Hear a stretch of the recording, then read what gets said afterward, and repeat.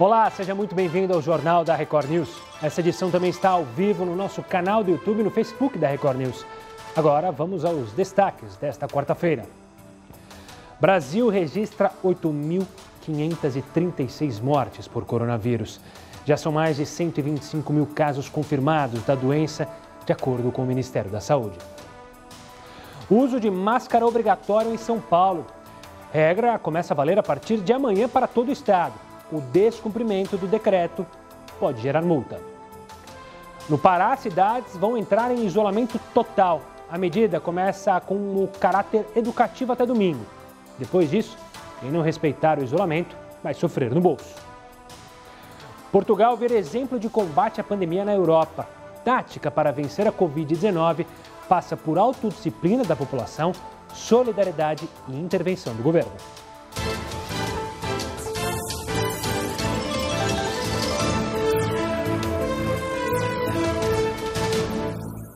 E o presidente da Caixa Econômica Federal, Pedro Guimarães, afirmou que as aglomerações nas agências para o saque do auxílio emergencial foram resolvidas.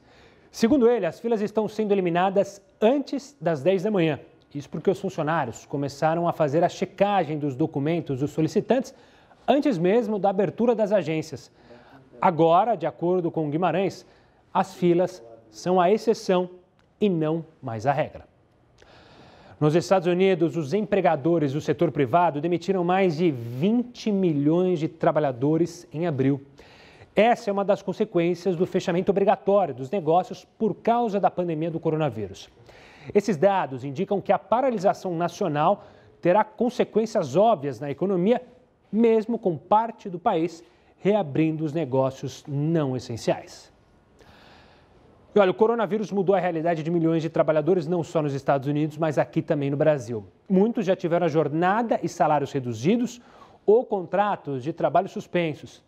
Mas apesar da desaceleração da economia, algumas empresas continuam contratando.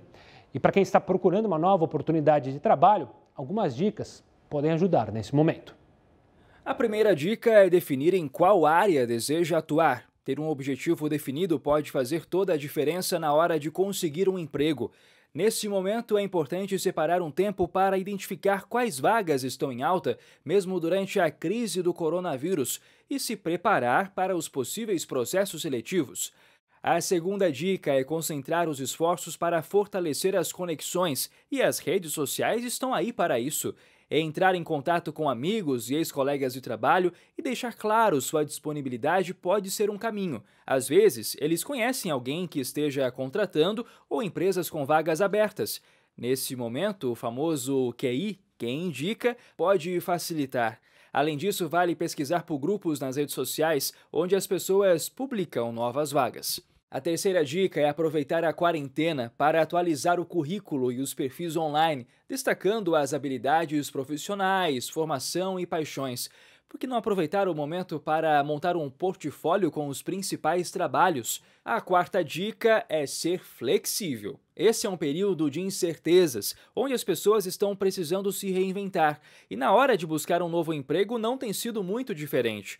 Por isso é válido considerar as oportunidades temporárias e aproveitá-las. Inclusive, é preciso ter em mente que por estarmos vivendo um período de isolamento social, as entrevistas virtuais fazem parte dessa nova realidade. Segundo o site de recrutamento Glassdoor, na hora da entrevista é indicado vestir-se como se estivesse indo de fato visitar o escritório da empresa. Um ambiente organizado e um lugar livre de barulho podem transmitir uma boa impressão. A quinta e última dica é ter paciência. Este período tem sido um desafio tanto para os trabalhadores quanto para as empresas.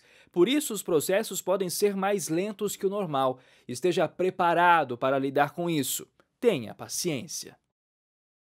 Você que está acompanhando a gente e também está nas redes sociais, participe do Jornal da Record News. Conta pra gente como é que está a sua situação relacionada ao emprego. Você segue trabalhando, você perdeu o emprego, você está em busca de oportunidades? Participa com a gente pelo Twitter, #JRNews, e também participa pelo Facebook na nossa live. Vamos trazer boas notícias para a economia? E olha que interessante, neste ano o Brasil já vendeu mais do que comprou.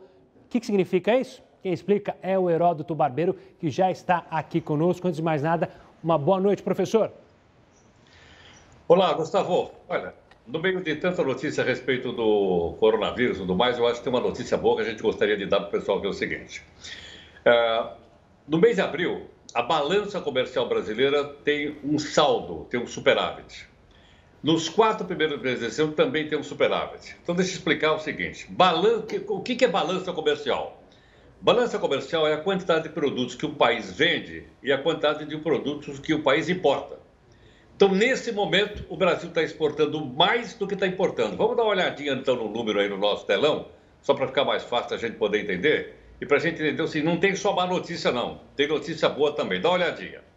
No mês de abril, nós tivemos um saldo de 6 bilhões e 700 milhões de dólares. Ou seja, nós vendemos muito mais do que nós compramos no mês de abril. E nos 4 primeiros meses desse ano, nós tivemos um saldo ainda melhor. Aí tá, saldo nos 4 primeiros meses do ano.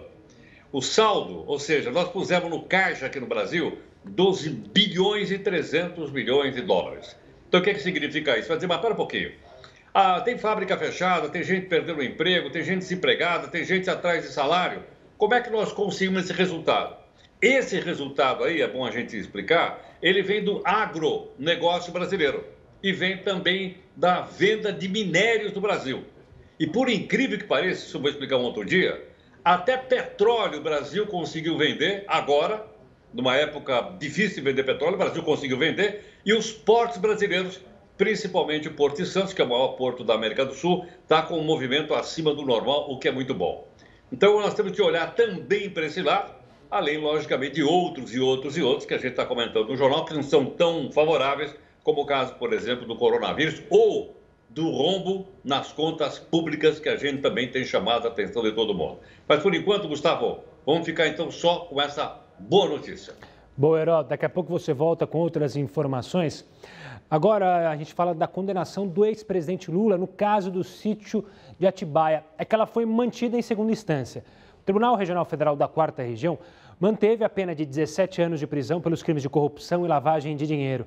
Neste processo, Lula foi condenado por receber propinas de construtoras que teriam reformado e decorado um sítio na cidade de Atibaia, aqui no interior paulista, como contrapartida a contratos e favorecimentos na Petrobras. A defesa do ex-presidente afirmou que a manutenção da pena é injusta e arbitrária.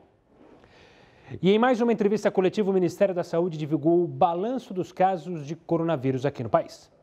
Os dados divulgados nesta quarta-feira mostram que 8.536 pessoas já morreram pela Covid-19. Em apenas 24 horas, foram 615 mortes. O país registra 125.218 casos confirmados. Na entrevista coletiva, o ministro da Saúde, Nelson Teich, afirmou que não é contra ou a favor da adoção de bloqueios totais. Ele ainda admitiu que esse tipo de medida pode ser necessária em algumas situações. Vai ter um lugar em que a gente vai recomendar um lockdown, vai ter um lugar em que existe hoje uma situação que te permite tentar alguma coisa. Em relação ao distanciamento social, o ministro disse que a meta é flexibilizar o dia a dia das pessoas, mas que as medidas dependem dos dados que estão sendo verificados todos os dias. Quando a gente fala em isolamento, quando a gente fala em distanciamento, existem vários níveis. E o que é importante é que a gente entenda que não existe uma defesa do isolamento ou uma defesa do não isolamento. Não é uma política de a gente é contra ou a favor o distanciamento, é contra ou a favor o isolamento. É você fazer o que é certo no lugar certo. Teich também chegou a dizer que o ideal mesmo seria o Brasil ter capacidade para realizar testagem em toda a sociedade. Porque o ideal mesmo é que a gente conseguisse identificar as pessoas a serem separadas, né? Isso seria o modelo ideal. Com esse programa de teste, talvez a gente consiga caminhar nessa direção. Agora, ainda falando do coronavírus, pesquisadores da Coreia do Sul concluíram que 2 medicamentos aprovados para testes nos Estados Unidos apresentaram resultados promissores contra a Covid-19. A equipe sul-coreana decidiu testar as drogas já analisadas pela Agência Americana de Saúde, porque o estudo poderia acelerar a aprovação dos medicamentos. A pesquisa, portanto, apontou que um vermífugo demonstrou alta capacidade antiviral e que um corticoide usado para asma pode ser um bom anti-inflamatório. Também nesta quarta-feira, uma empresa de produtos biofarmacêuticos da China publicou resultados positivos de testes realizados em animais para uma vacina contra o coronavírus. Os autores afirmam que a vacina foi eficaz e segura em macacos e agora deverá ser testada em humanos. Voltando aqui para o Brasil, cidades do Pará vão entrar em regime de lockdown a partir de amanhã. A medida vai começar com caráter educativo até domingo, só que depois disso, em caso de descumprimento, punições e multas poderão ser aplicadas. Pará é o segundo estado onde os casos de Covid-19 se duplicam mais rapidamente, de acordo com a pesquisa do Laboratório de Aplicações Matemáticas da Universidade Federal do Oeste do Pará, a UFOPA. O estudo indica que o estado está à frente do Amazonas e atrás apenas do Maranhão. Do dia 28 de abril até o dia 5 deste mês, o número de casos no estado mais que dobrou. De 2.319 confirmados, passou para 4.756, um aumento de 105% em uma semana. Os índices de óbitos assustam ainda mais. No mesmo período, o número quase triplicou. E de 132 mortes pela Covid-19, os dados passaram para 375. Para enfrentar a pandemia e reduzir o número de casos, o governo decidiu adotar medidas mais rígidas de prevenção e um novo decreto determina o lockdown em 10 cidades do Pará. Com o bloqueio de entrada e saída das cidades, restrição de circulação de pessoas e suspensão de serviços e atividades considerados não essenciais, o decreto determina que devem continuar funcionando supermercados, farmácias e feiras, mas com acesso limitado a uma só pessoa por família. Consultas e exames médicos são exceções. Serviços de delivery de alimentos também podem funcionar. Com o lockdown, o governo espera conter os casos de Covid-19 no Pará e aliviar os atendimentos no sistema de saúde. Atualmente, 1.123 leitos clínicos da rede estadual são exclusivos para casos confirmados ou suspeitos da doença. Já os 191 leitos de unidade de terapia intensiva estão com uma taxa de ocupação de quase 98%. Já existe também uma sobrecarga no serviço funerário em Belém. Olha só, na nossa interação de hoje do JR News, a gente quer saber sobre a decisão do governo federal que quer que estados e municípios congelem salários de servidores por 1 ano e meio para equilibrar as contas e, com isso, ter a ajuda financeira do governo federal. Lembrando que esse reajuste não vale, essa falta de reajuste, digamos assim, não vale para profissionais da saúde, para profissionais da educação e para profissionais de segurança pública. Mas a gente quer saber, você acha essa uma boa alternativa? Participe conosco, você pode mandar mensagem pelo WhatsApp 942-128-782, DDD 11. Também pode participar pelo Twitter, hashtag JRNews, e aí escreve o que você acha, ou pelas nossas lives no Facebook, também no Twitter e pelo YouTube. Participe, também comente as reportagens e as entrevistas que você acompanha aqui no JR News. E depois da China, o coronavírus atingiu toda a Europa e em poucos meses fez muitas vítimas, como você acompanhou. Mas o pico de casos no continente foi diminuindo. E alguns países, como é o caso de Portugal, virou exemplo de combate à pandemia. Por lá, a tática para vencer a Covid-19 contou com solidariedade da população. É o que a gente mostra no próximo bloco.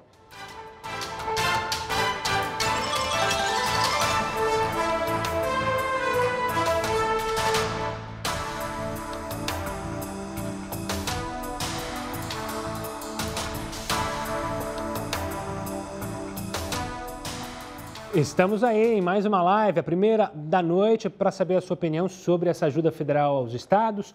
O Valdir de Canoas diz, de início sim, mas o correto seria reduzir os salários e benefícios permanentemente. Mas aí você está querendo dizer redução dos salários dos deputados, do pessoal do Executivo, Legislativo, ou você está querendo validar para todos os servidores públicos? Essa é a opinião do Valdir. Ficou na dúvida aí, mas só comentei. Gorim de Tatuapé diz, se diminuir o número de funcionários comissionados, já ajudaria muito. Assim daria até para dar reajuste para funcionários realmente concursados. Ele está citando também os funcionários públicos comissionados, que são aqueles que não prestam concurso público, trabalham nas esferas federais, estaduais, municipais, de gabinetes, por exemplo, de políticos. Né, Gorinho? Um forte abraço para você. Gilberto, de Belo Horizonte, penso que deveriam reduzir e congelar os salários em todos os níveis, dos 3 poderes, federal, estadual e municipal. É a proposta que está em análise, que passou já pelo Senado, passou pela Câmara, voltou para o Senado agora está debatendo a última parte para então seguir para a sanção presidencial. Renê, de Belém do Pará, diz, com certeza, se todo mundo vai sofrer com a pandemia, os servidores públicos também devem passar por isso, na opinião do Renê, que é de Belém. Já Maria, de Divinópolis, diz, difícil de responder. Dos altos servidores, acho que deveriam congelar sim. Então, imagino que você está querendo dizer aqueles que têm os salários altos, né? Mas nós, professores, já ganhamos muito pouco e iria fazer muita falta. E aí eu quero completar. Maria, pela proposta que ainda não foi fechada, mas os professores não entrariam nessa, entre aspas, falta de reajuste, eu vou usar esse termo aqui, mas é o congelamento, né? Os professores poderiam ter bônus e aumento nos salários, assim como os policiais, assim como os profissionais da saúde que estão no front. Valeu, Maria, obrigado pela participação. Murilo, de São Manuel, diz, lógico que mas devem fazer isso com os salários dos políticos, deputados, senadores, juízes e também cortar todos aqueles que recebem auxílio. Obrigado pela participação e pela sua opinião, Maurílio. A gente tem um minuto, dá para dar uma olhada no Face. Quero dar uma boa noite para Ivânio Mena, para o Carlos Antonieto, que ele diz o seguinte, boa noite, Gustavo e todos da equipe, deixo aqui a pergunta, pergunta a sua opinião, vai ser anunciado agora, como será daqui para frente? Eu não entendi que pergunta, qual o seu sentimento? Sobre a pergunta do dia, deve ser aprovado. Ainda existia uma queda de braço entre deputados e senadores, os deputados queriam colocar, inclusive, nesse aumento, para ter direito a aumentos salariais desse ano no meio, a Polícia Legislativa. Isso foi barrado agora pelo Senado, a gente, claro, segue acompanhando. Uma boa tarde para o Léo Melo, para o José Barral, para James Vitória, para o Tsuguyo, para a Toninha, para a Aninha e para todo mundo que participa aqui na nossa live. Eu volto em 30 segundos, mas é na tela da sua TV.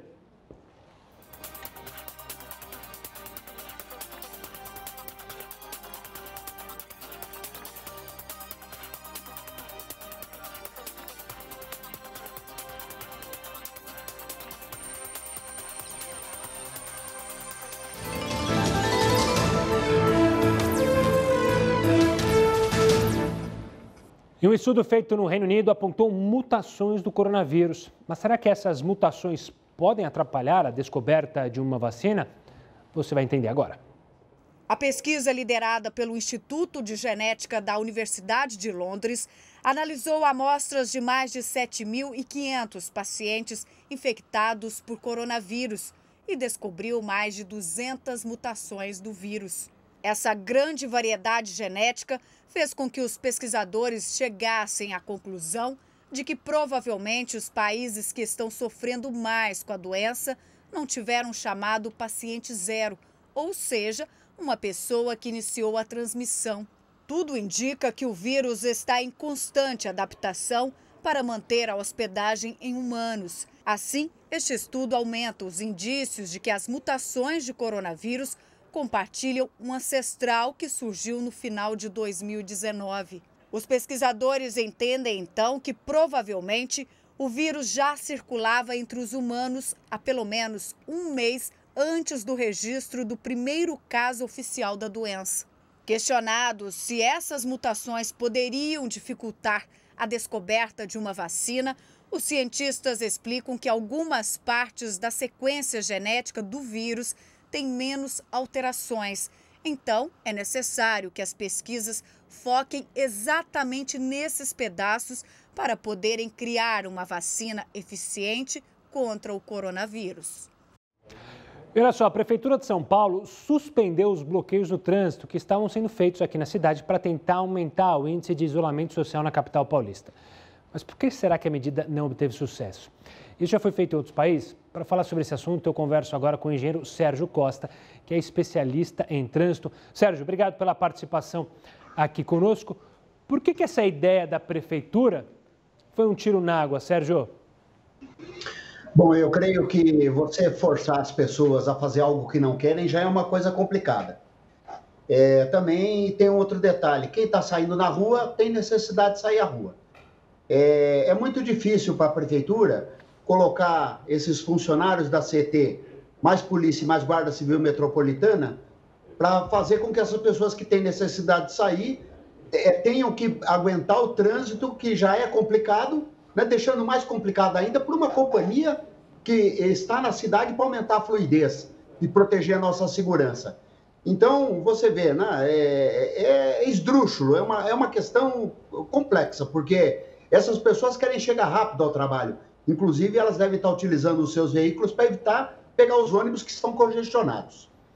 Foi justamente uma das reclamações dos profissionais da saúde, principalmente, que precisam chegar nos hospitais, no atendimento à população e que claramente estavam optando pelos carros. Sempre que mexer no trânsito para tentar evitar a saída das pessoas, isso não gera, na verdade, dados positivos para a movimentação das pessoas? Bom, eu tenho uma opinião que eu gostaria de sugerir ao senhor secretário, ao senhor prefeito, em que eles peguem o programa de restrição a veículos, o nosso famoso rodízio municipal, que tem adesão de todas as pessoas da cidade de São Paulo, com seus veículos automotores, e que eles transformem os veículos excepcionais e os veículos de emergência em veículos que ocuparão normalmente a via. Então, hoje, essas excepcionalidades passam a ser normalidades. E todos os outros casos de veículos automotores que antes ocupavam as vias vão passar a ser excepcionalidades. Então, você vai ter o caminhão de lixo ocupando a via, você vai ter o transporte de alimentos, você vai ter concreteiras, tudo que é necessário para a cidade de São Paulo continuar a vida normal, porque a vida normal da cidade continua. Não, você pode ter uma pessoa que está dentro de um elevador que precisa de uma manutenção, você pode ter que tirar uma vítima do solo, você pode ter N situações de emergência e essencialidade que devem ser levadas em conta. Não é só o coronavírus que existe. Nós estamos lutando com mais uma situação complicada, que também a cidade de São Paulo está acostumada a conviver com isso, né? Então, a minha proposta é que o senhor secretário e o senhor prefeito façam uma discussão para que eles consigam implementar o rodízio de veículos a partir de agora com as excepcionalidades e as emergências em primeiro lugar. Ou seja, deixar rodando na rua quem realmente precisa e não colocar todo mundo no mesmo balaio, né, Sérgio? Isso, inclusive, Gustavo, né, Gustavo? Isso. Inclusive, Gustavo, a minha sugestão significa não parar as pessoas. Esse rodízio de placas que já existe, ou poderia até ser ampliado, entendeu? Mas você deve deixar liberdade para a pessoa. Porque como que ela vai fazer um supermercado, como que ela vai fazer uma compra, como que ela vai poder ir buscar uma coisa necessária, como que um pai vai ver um filho, como um filho vai ver uma mãe. Às vezes tem um filho que mora no Jaçanã, a mãe mora em Parelheiros.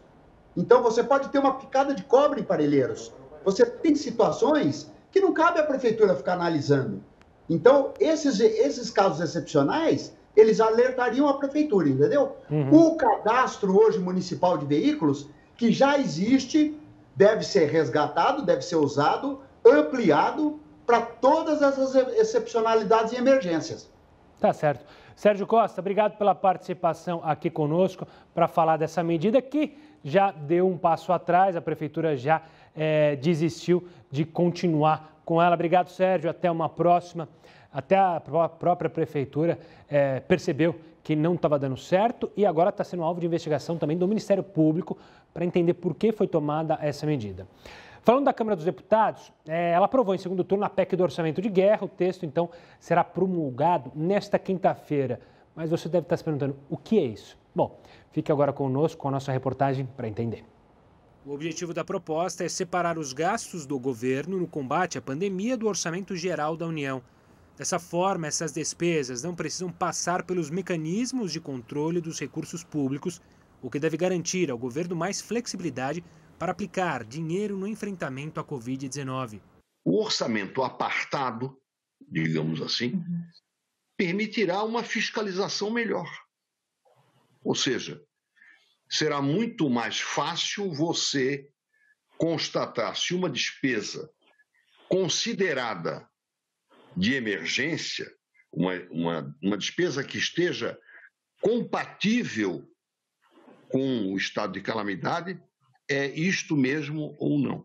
Para esse advogado, o momento requer atenção. O que vale ressaltar nesse momento é justamente o intuito de um aumento da fiscalização nas contas, para que não haja um endividamento superior àquilo que se espera e, consequentemente, para que este endividamento seja diretamente aplicável às questões que envolvem a Covid-19.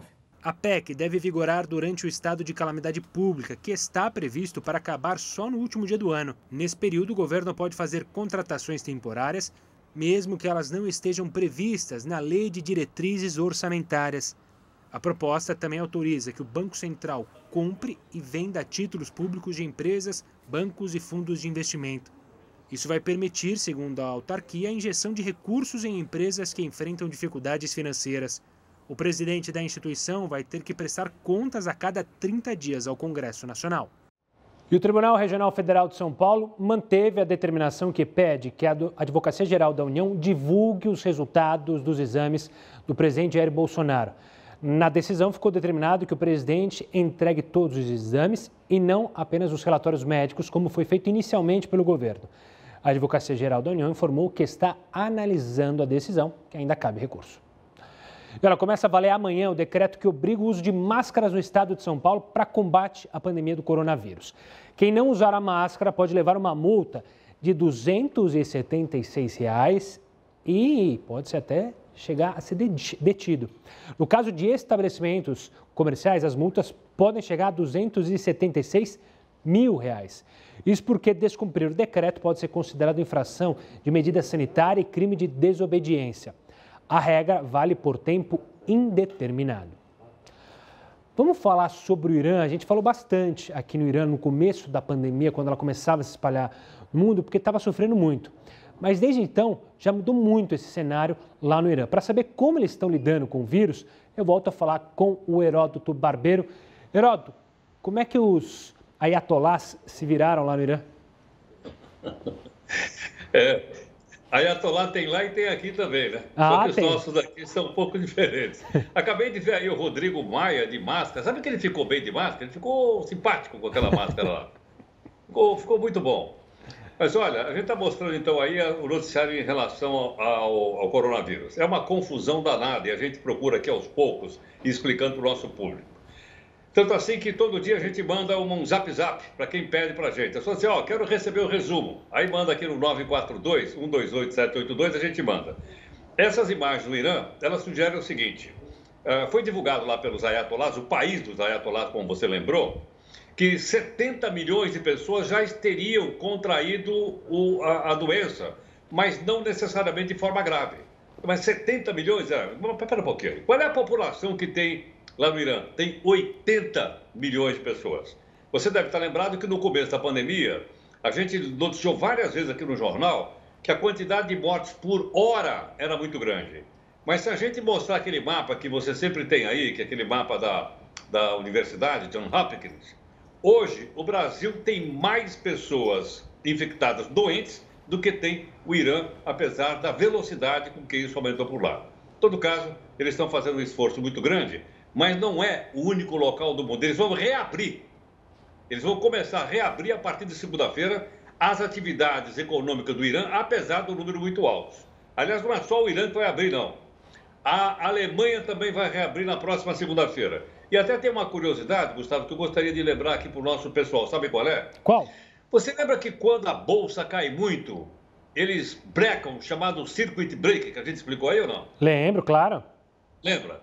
A bolsa caiu, eles brecam. Pois é, na Alemanha, eles vão estabelecer o emergency break. O que quer dizer isso? Eles vão reabrir, vai voltar o futebol. Se porventura aumentar o número de pessoas doentes, eles entram com esse tal de emergency break, breca tudo e, logicamente, as pessoas voltam, então, ao confinamento. Mas isso é na Alemanha, né? E, olhando aí pelo mundo afora, além do Irã e Alemanha, só falta o Trump dar aqui o seu pitaco no jornal. Qual é o pitaco?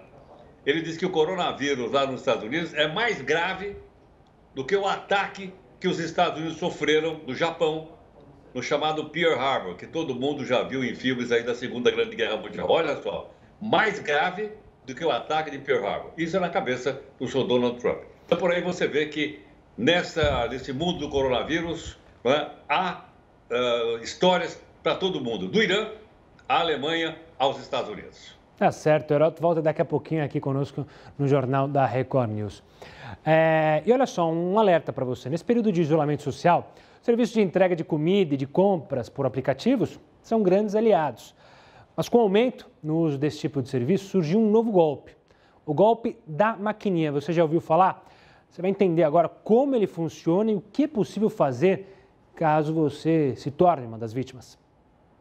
O Procon e a polícia têm registrado um número crescente de denúncias sobre um novo tipo de golpe. Nele, o motoboy, ao chegar para entregar a comida ou o produto pedido por aplicativo, anuncia que o cliente terá que pagar uma taxa extra, causada pela alta demanda de pedidos nesse período de pandemia. Em seguida, o golpista avisa que o visor de sua máquina não está funcionando direito.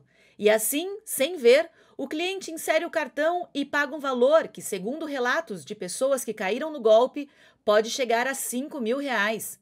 Até agora, as empresas que tiveram entregadores golpistas identificados expulsaram os envolvidos do aplicativo e restituíram o valor aos clientes lesados. Apesar disso, não se responsabilizam pelos crimes e alegam que os profissionais são independentes e que não há qualquer vínculo jurídico ou trabalhista com os responsáveis pelos golpes. O Procon, a polícia e as empresas de entrega fazem o alerta para que pessoas que efetuarem compras por esses aplicativos saibam que, se você optar pelo pagamento online, não haverá nenhuma cobrança pessoalmente. Se o pagamento for pessoalmente, o comprador deve verificar no visor da máquina se está sendo cobrado o valor correto indicado pelo aplicativo. Ainda assim, caso você caia no golpe, registre um boletim de ocorrência, que pode ser feito online, entre em contato com o seu banco e com o aplicativo no qual foi efetuado o pedido.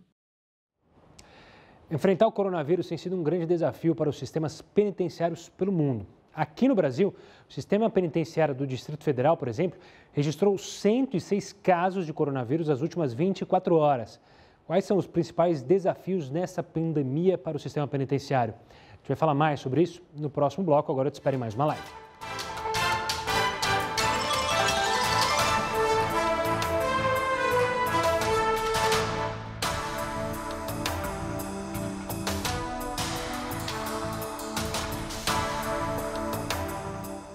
Estamos de volta com a sua participação. A gente quer saber sobre a proposta do governo federal de ajuda aos estados e municípios, mas que vem com a contrapartida de congelarem o salário dos servidores. O Aldo, do Rio de Janeiro, diz: acho que o congelamento deveria atingir todos os poderes da República, principalmente o Judiciário, onde estão concentrados os maiores salários. Obrigado pela participação, Aldo. Sumiu aqui? Temos mais? Eu só falo o WhatsApp, 942-128-782. Enquanto não aparece aqui a participação do pessoal, vou dando uma olhada no Facebook, tá bom? Voltou? Já voltou rapidamente. José de Joinville diz: ótima alternativa, muito melhor que perder emprego, como está acontecendo com os funcionários de empresas privadas. Essa é a opinião do José. A Ellen de Recife diz: não, o governo tem que congelar seus próprios salários, já que ganham valores exorbitantes. Então, imagino que ela esteja querendo dizer sobre os políticos, sobre os gastos políticos, né? Porque o servidor é um funcionário do governo, né? Carla de Salvador diz: com certeza, o salário dos servidores é uma das causas do rombo do orçamento público na visão dela. O Oliveira, de Ponta Grossa, diz o seguinte: se a medida for geral e atingir as 3 esferas do governo, seria coerente com o momento, claro, com exceções para os funcionários da linha de frente. Aí a opinião do Oliveira é meio que nessa linha, né? A proposta sendo discutida por lá. Edmilson de São Vicente, concordo, congelamento para salários acima de 5 salários mínimos na visão do Edmilson. Obrigado pela participação, Edmilson. Dando uma olhada aqui na participação da turma do Face, Tsuguyo diz que acha que funcionários públicos precisam colaborar com a redução de salários, já que da iniciativa privada também já o fazem, muito mais por obrigação, né? Você não tem opção, funcionário privado. O João José Barral fala: auxílio em análise desde o início do lançamento do programa e os serviços caíram muito, o dinheiro está curto aqui. É mais um exemplo de brasileiro que está sofrendo. A Ivane Omena diz: Sérgio Costa, a prefeitura deveria ter escutado você antes de impedir o povo de ir e vir, falando da entrevista que a gente fez com um engenheiro especialista em trânsito. A Jaqueline pergunta se eu acho que essa pandemia vai até setembro. Olha, eu torço para que não, torço para que em setembro as coisas já estejam normalizadas, mas é muito difícil. A análise é algo novo, né? Tanto para médicos, especialistas, que saiu para ter um achismo difícil, muito complicado. A Jaqueline lembra, e a África com tudo isso? Como tá, ninguém fala desse país.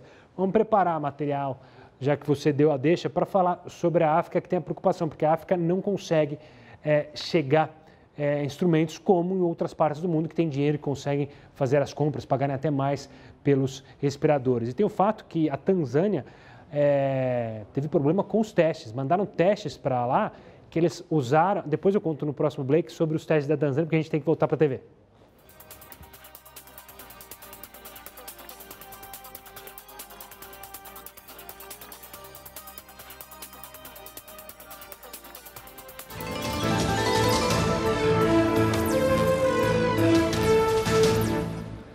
JR News de volta para falar que depois da China, o coronavírus atingiu toda a Europa e em poucos meses fez diversas vítimas. Mas o pico de casos no continente foi diminuindo. Em alguns países já podem até dizer que conseguiram combater o coronavírus. Esse é o caso dos nossos irmãos portugueses. Veja só na reportagem. O país do pastelzinho de Belém, do travesseiro de Sintra e de muitas outras gostosuras e pontos turísticos admiráveis, deu um bom exemplo para o mundo. Portugal conseguiu se tornar uma exceção na pandemia. Se não fossem os cuidados, talvez o país pudesse ser um dos mais atingidos do mundo. Só para se ter uma ideia, a população de idosos corresponde a mais de 20% de todos os habitantes do país. Mas, desde que os primeiros casos do coronavírus deixaram a Europa em alerta, Portugal já fazia lição de casa. Antes da imposição de uma quarentena por parte do governo, os portugueses já estavam isolados. E a partir daí a solidariedade começou a tomar conta do país. Padarias passaram a oferecer café da manhã como cortesia para os profissionais de saúde. E uma livraria resolveu doar livros para que as pessoas não deixassem de ler.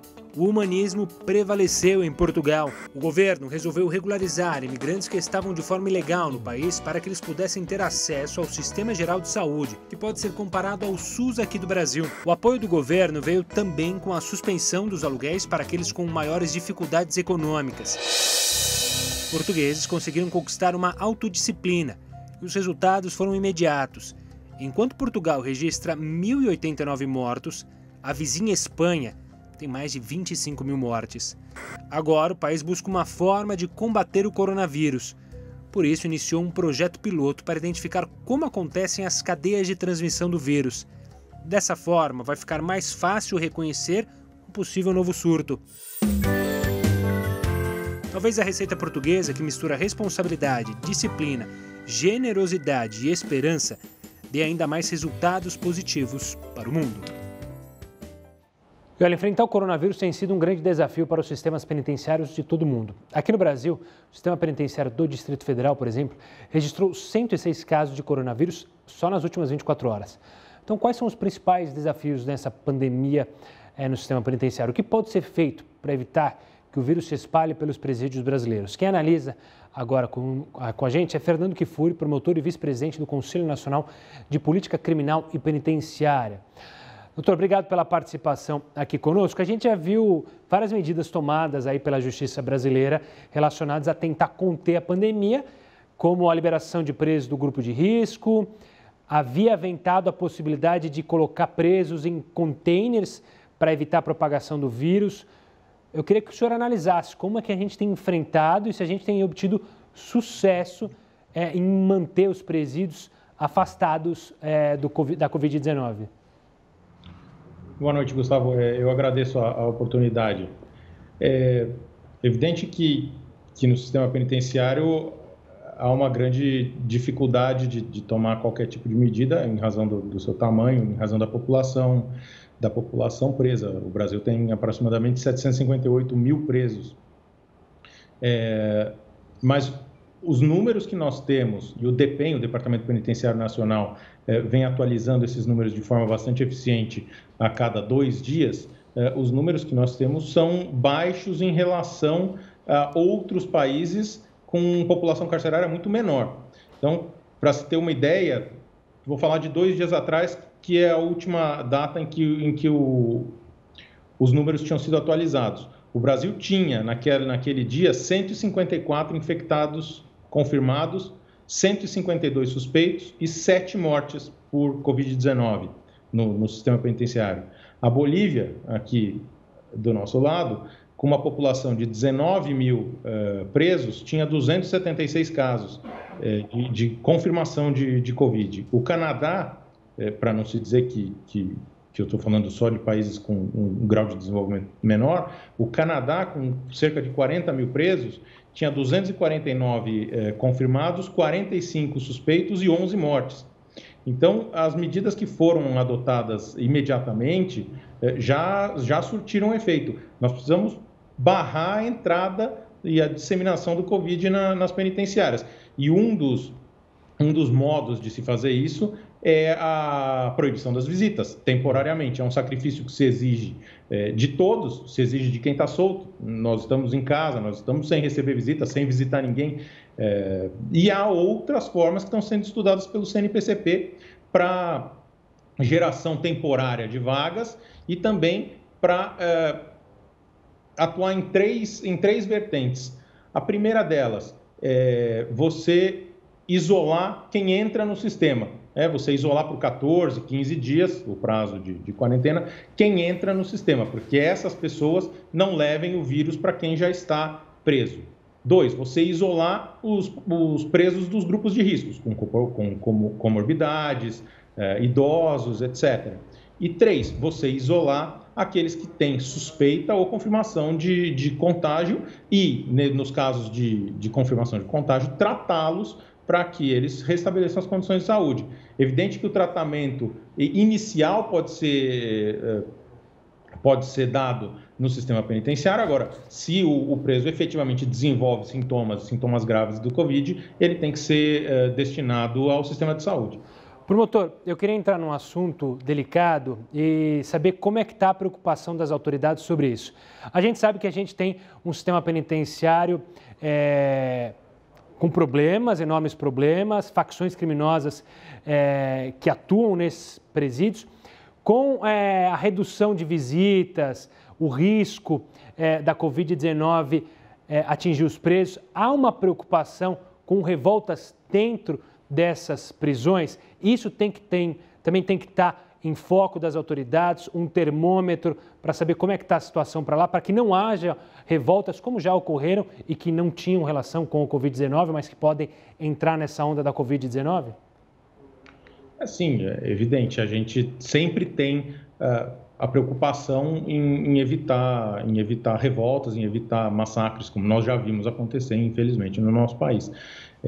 O momento é excepcional, o momento é extremamente grave e essa componente, ela entra, evidente, na conta. Promotor, quero agradecer demais, infelizmente o tempo é curto, mas foi muito bom falar sobre esse assunto. Eu acho que é preciso falar sobre esse assunto, sobre essa preocupação, tanto das famílias de presos como uma sociedade civil inteira. Obrigado pela participação, promotor, até uma próxima. E olha, em mais uma ação de combate à pandemia do coronavírus, Paraisópolis, que para quem não conhece, não é aqui de São Paulo, é uma das maiores favelas de São Paulo, capacitou, vejam só, 240 moradores para atuarem como socorristas em bases de emergência. A comunidade também contratou médicos, ambulâncias, bombeiros e transformou escolas em áreas de isolamento, ou seja, essas áreas de isolamento serviriam para atingir as pessoas que estão com suspeita. E aí, então, elas iam encaminhadas para essas alas e aí não ficariam em contato com outras pessoas. Qual que é o dado, a gente, só para levantar, que eu perdi? No estado, 10 em cada infectados na microrregião, os recursos para a compra dos equipamentos e para manter os profissionais estão sendo levantados em uma campanha de financiamento coletivo na internet. Tá certo? Vamos falar agora com o Heródoto Barbeiro. Termina hoje o prazo para regularizar a situação eleitoral e dá tudo para fazer pela internet. O prazo é curto, até meia-noite, mas o Heródoto explica para a gente como funciona. Diga lá, Heródoto, para quem ainda está preocupado, quer mudar aí o local de votação, por exemplo. Ok, Gustavo, não vai até meia-noite. Não mais. Vai até 11h59. Ah, verdade, 11h59, aí meia-noite virou, já era, não tem como mais arrumar. A gente tem o endereço aí ou não? Tem, cadê o endereço? A gente aparece aqui. Vamos dar o endereço aí para o pessoal ou não? Vai aparecer Porque, aqui na tela. Vai ter eleição para prefeito e vai ter eleição para vereador, né? E nós todos somos um país democrático, nós temos então que ficar pronto para isso. Agora, você dizer, mas vai ter eleição? Aí está aí, ó. TSE. O TSE, né? Tribunal Superior Eleitoral, .jus.br, ok? Então, nós entramos aí para quem não está ainda acertado, para quem não está regularizado. Os demais não precisam, logicamente, porque já está tudo certinho e vão votar no final do ano. Mas vai ter eleição? Vai ter eleição. Mas pode atrasar a eleição? Pode. Agora, Gustavo, tem um negócio interessante. Imagina o seguinte. Vamos supor que com essa confusão toda do coronavírus, não dê para fazer eleição para prefeito no final do ano. A pergunta que não quer calar. Quem é que assumiria como chefe da cidade, como prefeito da cidade? Continua com o prefeito ou não? Não. Assume prefeito, o mandato acaba no 31. Vereador, não. O mandato acaba no 31. Quem é que assume? Vai para a justiça. O juiz local. Olha só, que bela oportunidade de um juiz, então, vir a dirigir uma cidade. Mas isso provavelmente não vai acontecer, porque vai ter eleição, pode atrasar. Pode sair de outubro, novembro, mas o mandato do prefeito e do vereador, que a gente vai escolher, vamos escolher os melhores, logicamente, ele vai até o 31. Olha que tem umas coisinhas curiosas aí em relação à eleição. Então, até 11h59 dá. E só para terminar, Gustavo, você falou agora um pouquinho aí que amanhã vai ter que andar de máscara. Dá uma olhada aqui, ó. Ó, essa aí é bonita, hein? Aqui, tá vendo? Tô saindo aqui, não sei se você está percebendo. São figuras do Faísca aqui. Meu gato tá tudo aqui, ó. E eu já tô pronto, então, amanhã para fazer a caminhada com a minha máscara para não ser multado pelo seu João, que diz que vai multar todo mundo aqui em São Paulo. Essa é estilosa, essa eu gostei. Heródoto, obrigado pela participação. A gente se fala daqui a pouquinho. Olha, o Banco Central reduziu a taxa básica de juros para 3% ao ano, menor nível da história. Mas o que isso significa? Você entende daqui a pouquinho o que isso impacta no seu bolso logo no próximo bloco.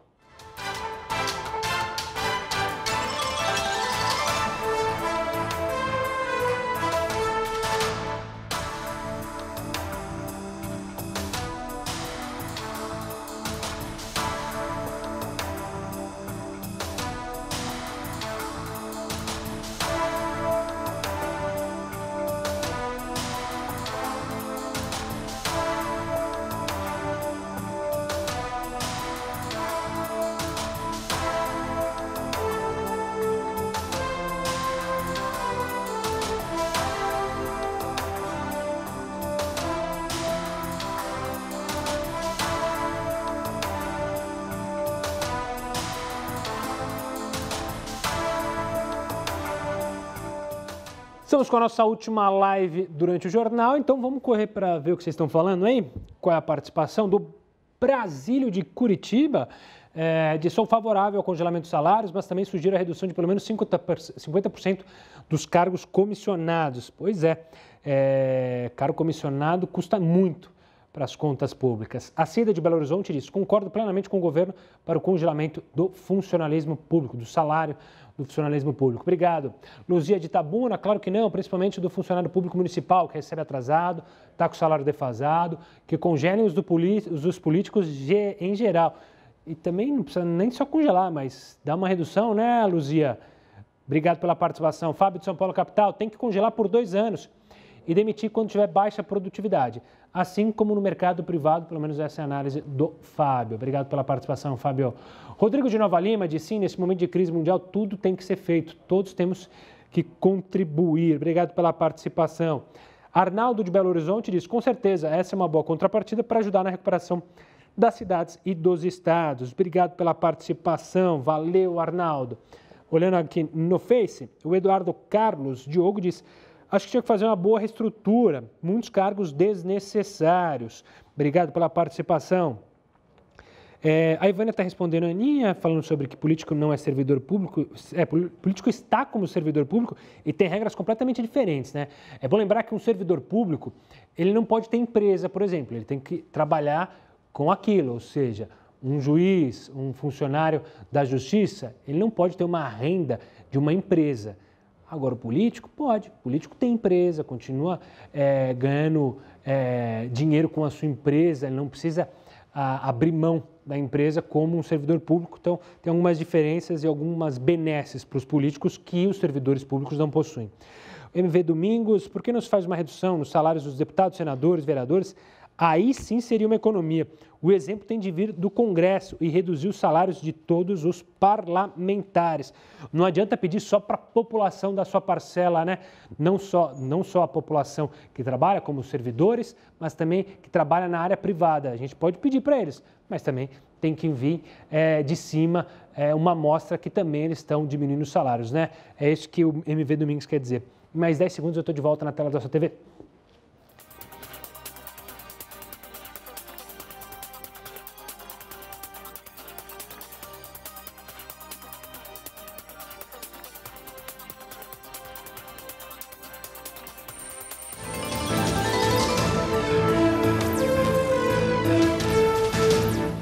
A gente está de volta para falar sobre taxa básica de juros. É que o Banco Central reduziu a nossa taxa básica de juros para 3% ao ano, que é o menor nível da história. Como isso impacta o nosso dia a dia? A Camila Abdelmalak, economista-chefe da Veda, vai responder para a gente. Camila, obrigado pela participação aqui conosco. Vamos lá, a gente olha assim, quem não conhece, 3% baixou. O que significa isso na vida do brasileiro comum, o trabalhador que está buscando ali os R$600 de auxílio e não tem muita noção do que significa essa decisão dos engravatados? Vamos lá.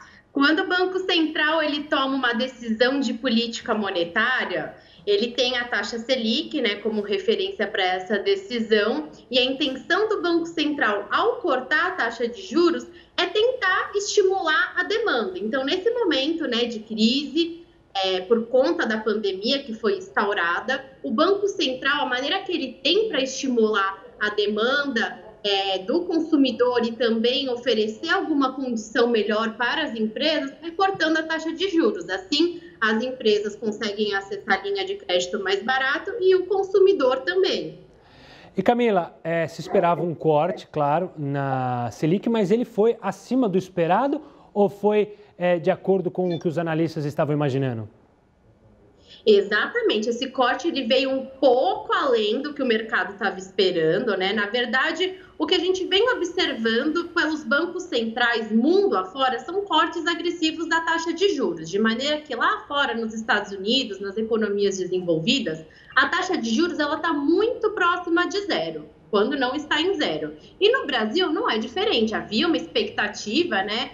Por conta dessa decisão de política monetária dos bancos lá fora, de que também talvez aqui seguisse esse movimento, essa taxa se aproximasse de zero. Mas o nosso Banco Central, ele tem aí alguns probleminhas para administrar, então ele acabou sendo um pouco mais cauteloso e a gente está ainda num ritmo, eu diria assim, conta-gotas. Então, desde quando a gente teve toda essa repercussão da crise, ele promoveu um corte de 50 pontos e hoje ele foi um pouquinho além. O mercado financeiro esperava que o Banco Central fosse cortar 0,5 ponto percentual da taxa de juros e veio um corte acima, 0,75.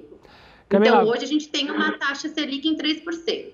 Camila, vamos falar para o microempresário, pequeno empresário, que ouve você falar que vai ter uma redução aí na taxa, então isso pode gerar crédito melhor. Você acredita que, de fato, isso vai ser repassado? O micro, pequeno empreendedor, o empreendedor vai conseguir ter acesso a um crédito mais baixo, que seja possível ele pagar? Ou o medo da inadimplência vai fazer os bancos ainda segurarem um pouco? Então, a gente tem essas duas questões. Quando a gente olha a taxa de juros que é praticada pelos bancos comerciais, lógico que tem como referência a taxa Selic. Só que os bancos comerciais, eles trabalham com um spread bancário. E nesse spread bancário, além do lucro dos próprios bancos, tem algumas outras coisas que entram nessa continha, né? Então, assim, tem os custos de administração, existe o imposto e tem ali a inadimplência. Então, o que está acontecendo e que a reclamação tanto da pessoa física quanto da pessoa jurídica quando vai acessar esse crédito? A reclamação é que o custo está alto, mas por quê? Porque os bancos têm aí esse medo, porque no momento de crise, né, a gente sabe que as empresas, elas tendem, muitas não conseguem passar por esse período, então, e as pessoas também acabam sendo demitidas, né, a gente sabe que as condições do mercado de trabalho são muito prejudicadas num momento como esse, então, a chance de calote, a chance de inadimplência, tanto da pessoa física quanto jurídica, é alta. E aí isso faz com que essa transmissão não seja plena. Então, por isso que a gente tem essa reclamação. Mas sim, a tendência é, de qualquer maneira, a gente teve hoje, depois da decisão do Banco Central de cortar a Selic, bancos comerciais anunciando aí taxas mais baratas. Mas a gente tem esse outro impeditivo, sim. Camila, quero agradecer demais a sua participação e as explicações para o pessoal de casa sobre essa redução da Selic. Um forte abraço e até uma próxima, Camila. E olha, o Jornal da Record News vai ficando por aqui. E agora você acompanha mais uma edição do Jornal da Record. Uma boa noite a todos e até amanhã.